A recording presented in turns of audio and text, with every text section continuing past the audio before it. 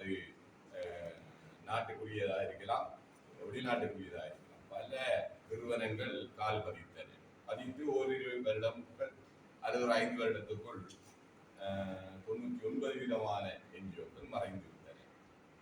ஆனால் தொடர்ச்சியாக இந்த மண்ணுக்கும் மக்களுக்குமாக தொடர்ச்சியாக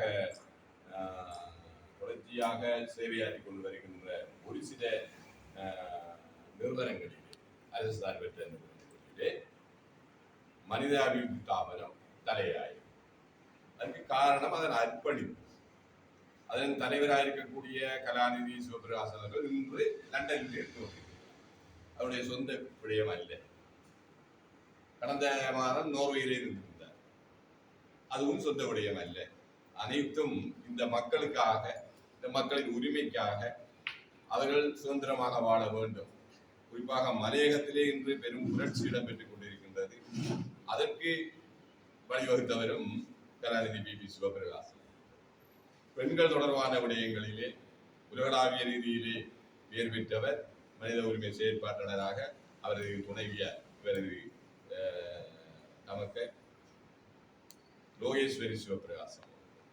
இவர்களெல்லாம் இறைவன் எங்களுக்கு ஒரு தூதுவராக அனுப்புவது போன்று அனுப்பியிருக்கின்றார்கள் என்றுதான் சொல்ல வேண்டும்.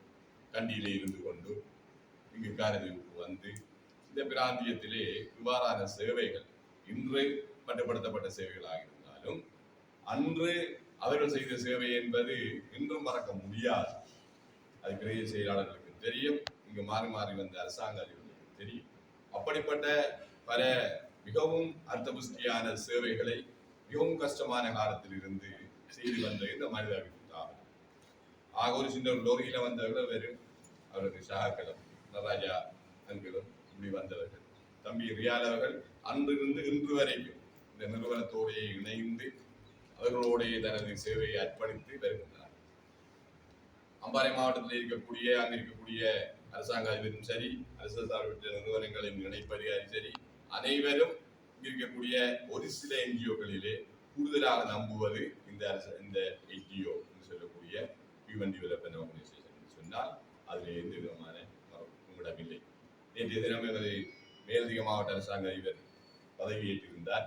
அந்த வைபவத்துக்கு சென்றோம். அங்கும் அங்கு ரியாளர்கள் நின்றார்கள். இன்று அதை இங்கு வரவேற்பதற்காக, இங்கு வர வேண்டும் என்பதற்காக. ஆனால் இன்று புதியதொரு பிரதேச செயலாளர், பதில் பிரதேச செயலாளருக்கான கடமையேற்கின்ற காரணத்தினால் அவருக்கு இவர் கடமை பொருட்களை ஒப்படைக்க வேண்டும் என்ற காரணத்தினால் அவர் வருவதில் தாமதம்.